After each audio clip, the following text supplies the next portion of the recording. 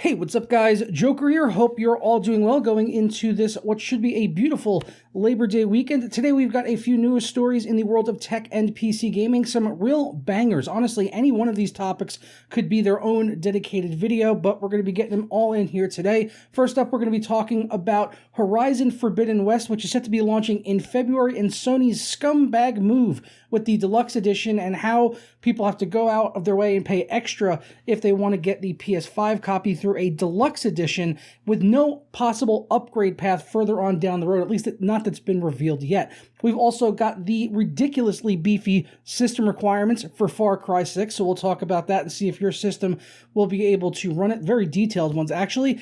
And also, we've got some information from EVGA on what was going on with the RTX 3090s that were breaking a couple of months ago in Amazon's New World beta. If you remember that, a lot of cards were dying, where they've actually narrowed down what was causing it, and hopefully that should prevent it from happening with cards in the future. So let's get fired right into the news. But first, today's video is brought to you by Prime Tech Mart, where you can grab software products like Windows 10 Pro licenses for extremely cheap. They've also got Office products and Vizio, as well as many more. You can save a lot of money on these keys with something like Windows 10 Pro. You can grab for just $21.43. It's a lifetime activation, so you don't ever need to renew it. You don't need to create an account with them in order to be able to buy it, and you get your key in just a matter of seconds. And if you hit up the links down in the description below and you want to save yourself an additional 20% off of any software over there, just go ahead and use my code JP20 at checkout, apply that, and it'll drop down 20%. So here on Windows 10 Pro for $21, you drop that down to $17 and you're fully activated for life. For more information, check out those links down in the description below along with the coupon code. So first up, let's talk about Horizon Forbidden West. As I said at the start, it's going to be launching in February of 2022. This was actually brought to my attention last night. If you missed it, I was actually on a live stream with Review Tech USA over on his RTU Streams channel talking about the PlayStation 5 and everything that happened with Austin Duncan in the past week and all of that. If you want to go check out the archive of it, it's only about a half hour long or so because we pretty much focused on just the one topic, but go check it out. But during the stream, he actually brought this to my attention because I hadn't heard about it yesterday. But they revealed the different editions for Horizon Forbidden West and how if you pick up a copy of this game for the PlayStation 4 and you don't have the foresight to buy a deluxe edition for $80, then you will have no way of upgrading that copy to a PS5 version unless you go out and buy a completely separate copy, which is pretty fucking scumbag on Sony's part or Guerrilla Games.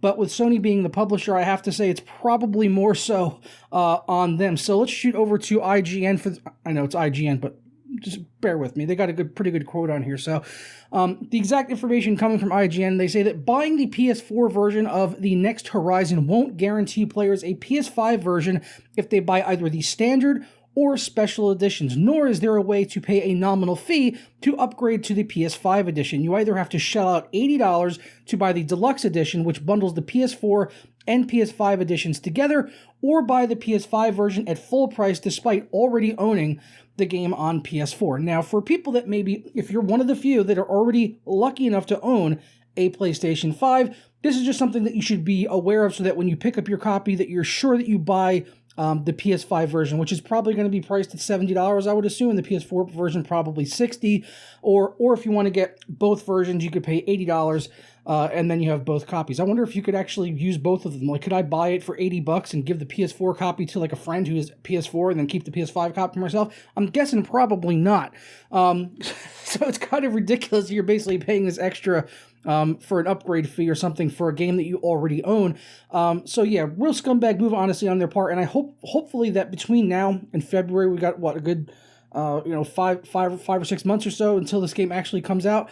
I really hope that based on feedback for this decision that they'll go ahead and decide to dial it back, because it's just not worth the bad PR, honestly, for Sony, in my opinion, for what is, become now a beloved franchise with the first sequel, coming out next year. So really, I guess really the best case scenario here is allow PS4 players, if they buy the game for PS4 and then later on they pick up a PS5 and they want to upgrade their copy, let them do it for a small fee. I would suggest probably $10 is That seems to be the price difference between PS4 and PS5 games being $60 and $70 respectively. And it's a fee that we've seen happen with other games in the past, most recently with Ghost of Tsushima, where they came out with their director's cut. If you had the PS4 copy, which already got an upgrade, you could upgrade that for $10, which is honestly a pretty poor upgrade since they had already given us like the 4K, like 60 FPS for free a few months back. So the $10 that they're putting onto this director's cut copy is really all you're paying for is a texture pack, which is, again, kind of a scummy move, and Sony's been doing this. And this is actually in one of the areas where I feel that Microsoft and the Xbox have actually been doing things a lot better as far as the upgrades for the games and stuff like that. This is just an area that Sony seems to be nitpicking, nickel and diming is really the term I should say, to nickel and dime the purchasers of their systems. They're nickel and diming everyone for, honestly, scraps where they could, just give people free upgrades and stuff like that, and it would probably just get them, it just would avoid all of this. There's no reason for it, just for them to make a few pennies, although those pennies do probably add up to millions of dollars, but this is a multi-billion-dollar corporation. They should just realize that it's not worth the bad PR that this is going to come every single time they do something like this, and this is probably the worst case of it so far. So let's get away from that topic and move on to the Far Cry 6 system requirements, which I don't recall the release date of this game, but I do want to look it up real quick. Far Cry 6 release date, I'm hoping it's this year. October 7th, 2021, so only about a month away. That's awesome. Really glad to hear that.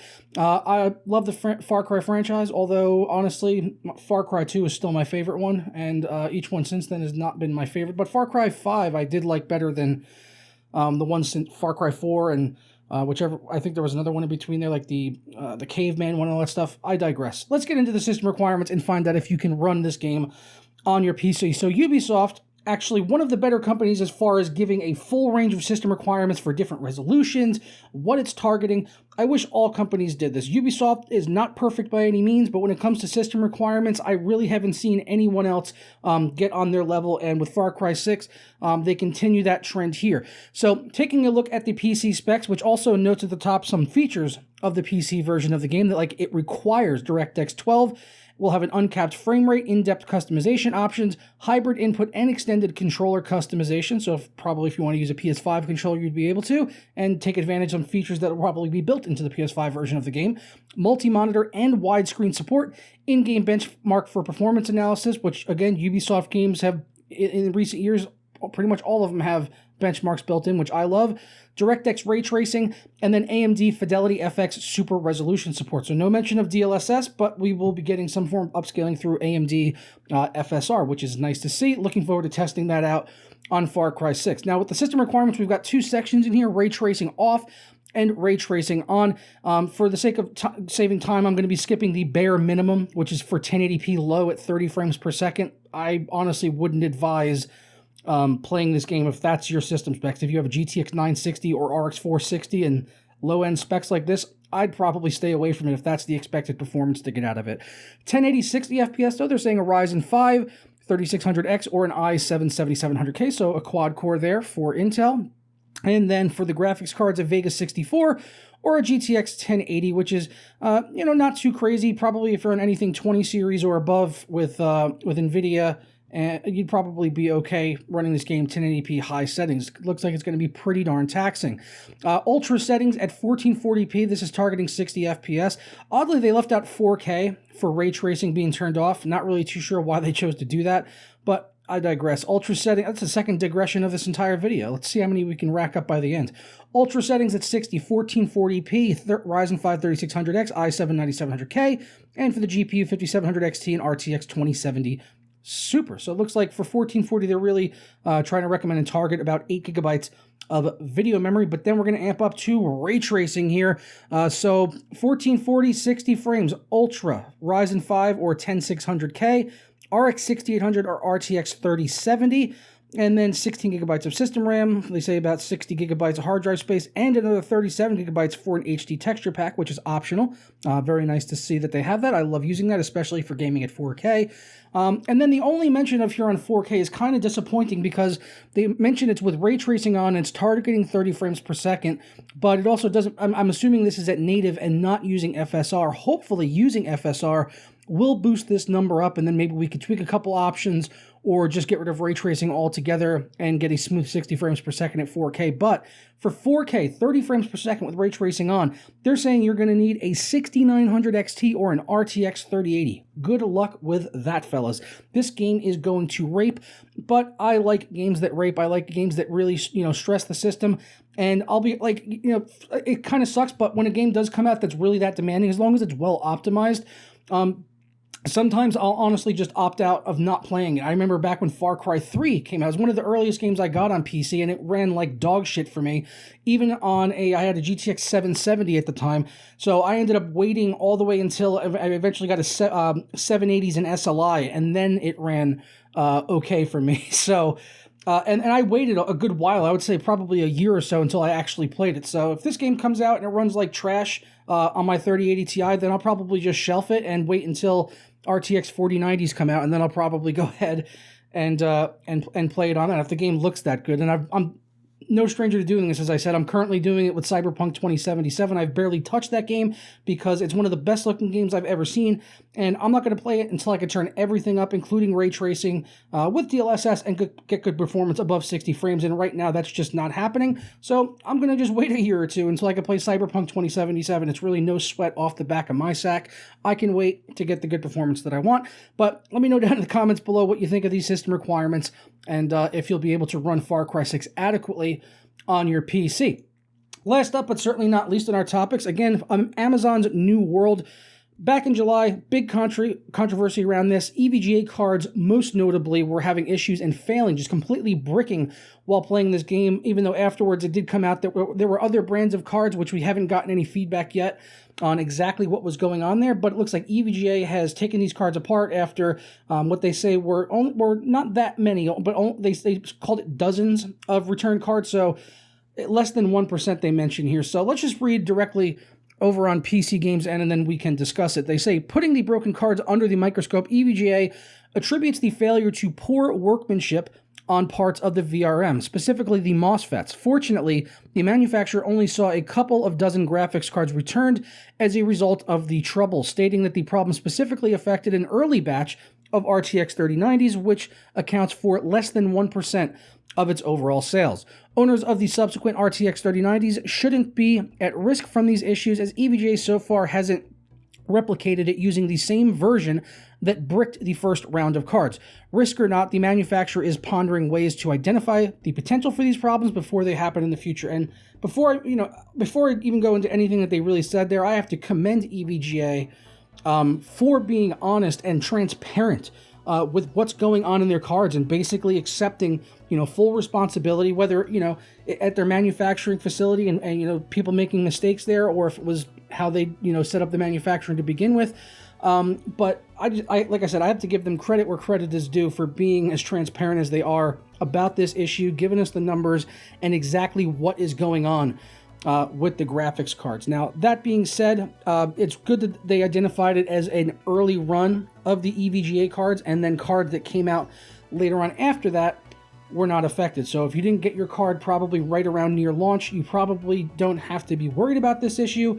But again, if you or anyone you know has been affected, let me know in the comments. I'd be curious to hear, to see if what EVGA is saying here can be backed up by anyone, but I really don't have any reason to distrust what they're saying here. So that's good that they got this identified, and it seems like they were very quick actually when this stuff was happening to replace these graphics cards. So again, they have to be commended for that. EVGA does actually have excellent customer service in the industry for sure. I've had to go through EVGA RMA process in the past once, and it was very, very painless. They shipped me out my graphics card ahead of time before I even sent the other one back.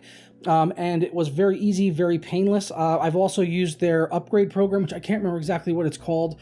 But basically, it was like I think it was for the 980. I had a 980 Ti, I think it was. And then, like, within 7 months or so, the 1080s had come out. So I was able to send the card in and then get back I think what I say it was a 1080. Yeah, 1080 or 1080 Ti. I can't remember the exact model number, but able to get back a card from them, which was actually a little bit higher end card, and all I had to pay for was shipping and the price difference, which I think ended up total was around $125, $130, which is a hell of a lot better than having to go through the trouble of selling my card and then buying one of theirs at full price or whatever. So that kind of stuff like that EVGA does, just got to give them credit where credit is due. They have great customer service and some good company policies as far as like the upgrade paths and stuff are concerned. If you buy a card and then a new version comes out within a year and you want to trade it in, you can go ahead and do so. All that stuff's great. Really nothing bad to say about EVGA, honestly. I've had mostly great experiences. Even when the card that I had died, they took care of it very quickly. So that's all I've got to say on everything in today's video. Hope everyone has a fantastic Labor Day weekend. Maybe I'll post something over the weekend, I'm not too sure. But if not, I will catch you guys next week for some more content. And have a fantastic day.